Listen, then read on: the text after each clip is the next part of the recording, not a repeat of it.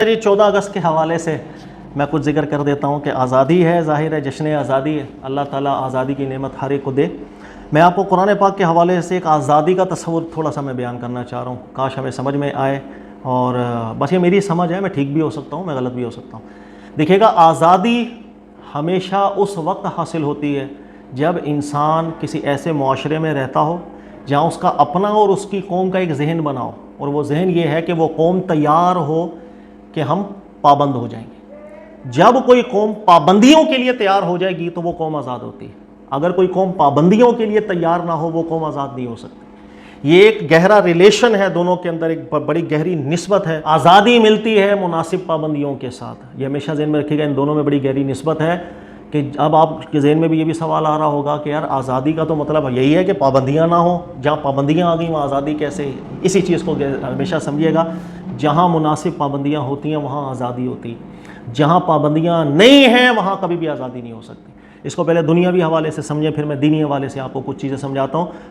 دنیاوی حوالے سے دیکھیں، ہمارے یہاں پاکستان سے جب نکل کے کوئی بھی شخص کسی عرب ممالک میں جاتا ہے، دبئی چلا گیا، کویت چلا گیا، قطر چلا گیا، یا کسی مغرب ممالک کے اندر چلا گیا، وہاں پر ہم دیکھتے ہیں کہ یار اتنی چوری چکاری نہیں ہوتی ہے، موبائل نہیں چھین رہے ہیں وہاں سگنل اتنے کوئی لوگ توڑ نہیں رہے ہیں، بڑا ایک اچھا سسٹم دیکھنے کو مل رہا ہوتا ہے۔ اب آپ غور کیجیے گا، جس وقت قانونی پابندیاں بڑی سختی کے ساتھ جاری ہوتی ہیں اور عمل کروایا جا رہا ہوتا ہے، ان پابندیوں کا نتیجہ کیا نکل رہا ہوتا ہے؟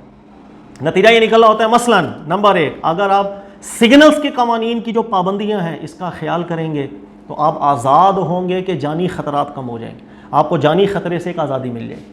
اگر قوانین کی پابندیاں سختی کے ساتھ چل رہی ہوں، لوگوں نے اپنے آپ کو پابند کر لیا ہے کہ ہم پابند ہو جائیں گے ان قوانین کے، اپنے آپ کو پہلے قید کریں، اس قید سے آزادی ملے گی کہ وہاں پر آپ کو گھر سے باہر نکلنے میں آزادی ہے، آپ رات کے 2 بجے بھی آرام سے گھر سے باہر جائیں گے، آپ آزادی محسوس کریں گے، آپ کہیں گے میری مال کو کوئی خطرہ نہیں۔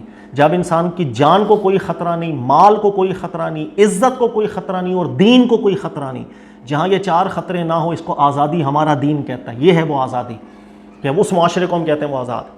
اب جس ماحول میں ہم رہ رہے ہیں پاکستان میں، یہاں پر اسٹریٹ کرائمز بہت زیادہ ہیں، آپ غور کریں کہ ہمیں کیا آزادی ہے؟ میں 2 بجے گھر سے باہر نکلوں گا، ڈر کے نکلوں گا، کوئی بندہ آ جائے گا موٹر سائیکل پہ، بھائی موبائل نہ چھین کے لے جائے، گھر خالی چھوڑ کے کوئی باہر جائے گا، اس کو ڈر پڑا رہے گا اس چیز کا، پیچھے سے کوئی چوری نہ ہو جائے، کوئی ڈکیتی نہ ہو جائے۔ انسان کسی سے کاروبار کرنے لگتا ہے تو ڈر رہا ہوتا ہے کہ یار یہ چیٹ نہ کر دے میرے کو، بازار سے سامان لینے چلے جاتے ہیں، ڈر رہے ہوتے ہیں کہ یار یہ اوریجنل کیا ہے کہ کوئی 2 نمبری مال نہ میرے کو پکڑا دے۔ تو جہاں پر انسان اپنے آپ کو پابند نہیں کرتا ہے، یاد رکھیے گا، وہ قوم آزادی نہیں ہوتی۔ آزادی ہمیشہ ملے گی جب ایک معقول، مناسب، فطرتی پابندیوں کے اندر انسان اپنے آپ کو جکڑ لے۔ انسان جب خود قید ہوگا بعض پابندیوں میں، پھر قوم کو آزادی ملنا شروع ہو جاتی ہے۔ رشوت پر پابندی ہوگی، اب آپ دیکھیں گے اہل لوگ مسند کے اوپر آپ کو نظر آنا شروع ہو جائیں گے، اپنے آپ کو پابند کرنا پڑتا ہے۔ تو جس وقت کوئی بھی قوم ہے، کوئی بھی انسان ہے، وہ اپنے آپ کو پابند کرنے کے لیے تیار ہو جائے گی، وہ قوم آزاد ہو جاتی ہے۔ اور جو قوم چاہے کہ میں بالکل آزاد ہو جاؤں، میں نے کوئی پابندی اپنے اوپر نہیں رکھنی ہے، وہ قوم پھر آزاد نہیں ہوتی، وہاں پر نہ جان محفوظ ہوتی ہے، نہ مال، نہ عزت اور نہ دین۔ یہ حال ہمارے ملک پاکستان کا بھی چل رہا ہے۔ ملک پاکستان کے اندر آپ غور کریں، کسی کی جان محفوظ ہے کچھ پتہ نہیں، گھر سے باہر نکلے کوئی جھگڑا ہو جائے مار کے چلے جاتے ہیں، قاتل پتہ نہیں چلتا۔ کتنے ہمارے یہاں بڑی بڑی شخصیات ایسی ہیں جن کے قتل ہو چکے ہوئے ہیں، لیکن وہ قاتل آج تک نہیں پکڑے گئے ہیں۔ جان کی حفاظت کہاں ہے؟ ہر بندہ ڈرتا ہے۔ بلکہ ہمارے یہاں دینی تبلیغ کرنے والے لوگ، چاہے آپ اس کے نقطۂ نظر سے اتفاق کریں یا اختلاف کریں، لیکن اس کی جان کو عذاب بن جاتا ہے۔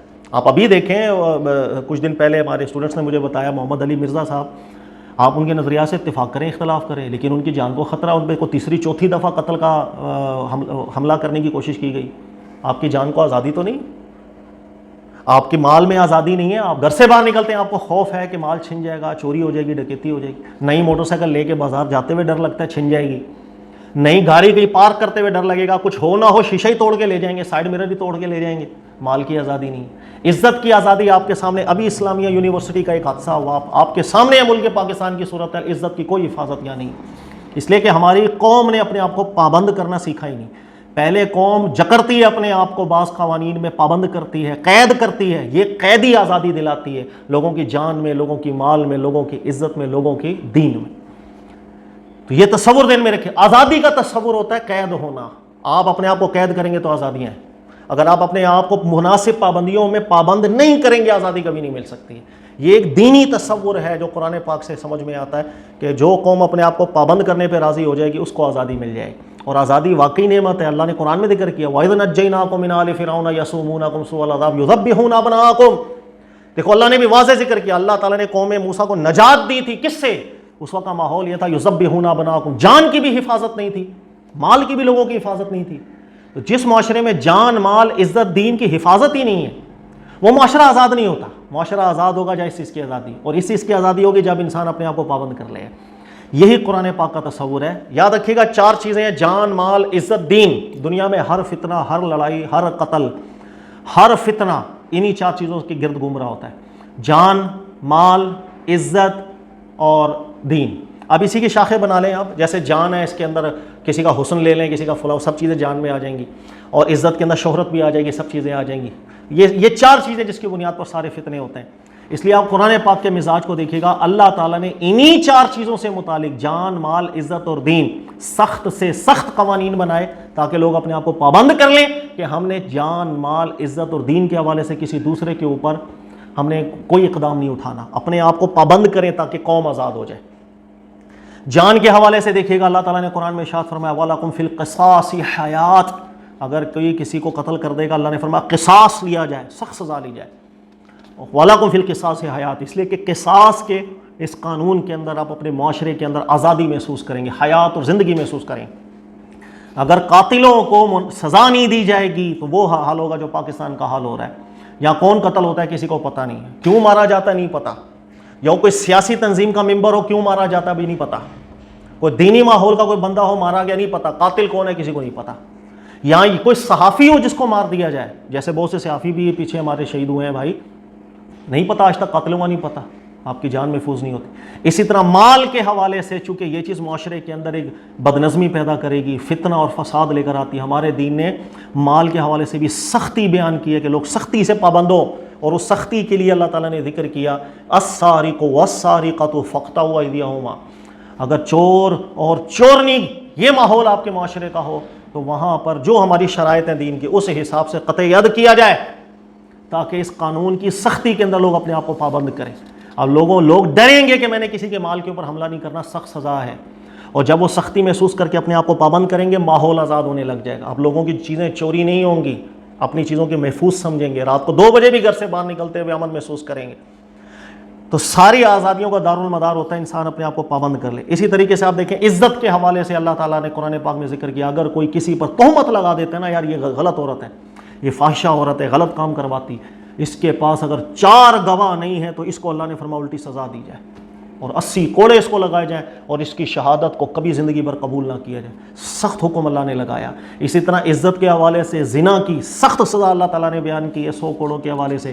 وجہ صرف اتنی ہے, یہی وہ چیزیں ہیں کہ جس کے اندر اگر انسان اپنے آپ کو پابند نہیں کرے گا تو معاشرے کے اندر آزادی نہیں ملتی ہے. اپنی عزت میں کوئی محفوظ نہیں ہوگا, جان میں کوئی محفوظ نہیں ہوگا, مال میں کوئی محفوظ نہیں ہوگا.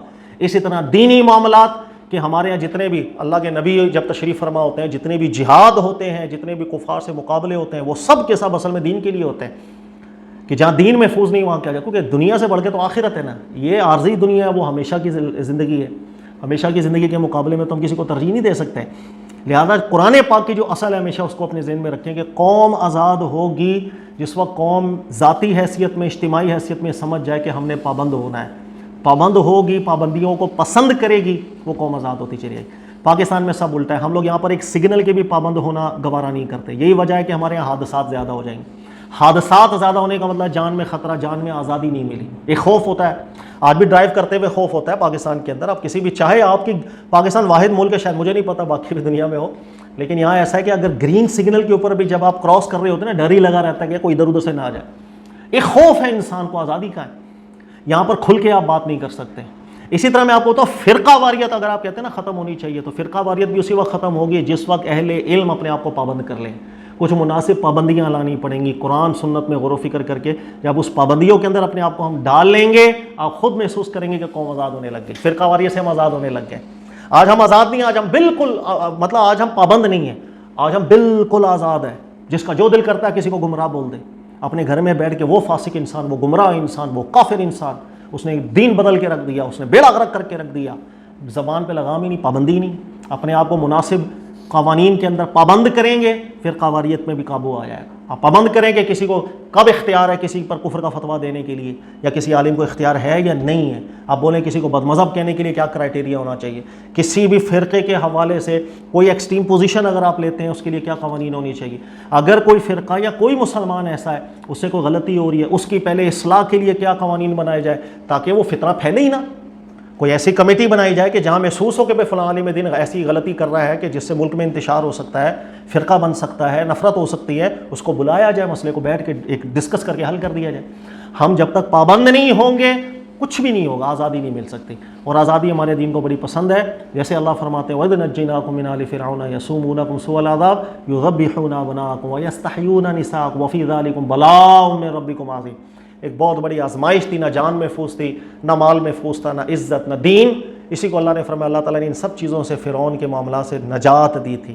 تو یہ ایک خلاصہ ہے چھوٹا سا, میں نے آپ کو بتایا. اپنے آپ کو تیار کریں, اپنے دل کو, اپنے دماغ کو, کہ مجھے پابندیاں قبول کرنی ہیں, اپنے پیروں میں زنجیریں ڈالنی ہیں. یہ زنجیریں ڈالنا قوم کو آزاد کرتا ہے.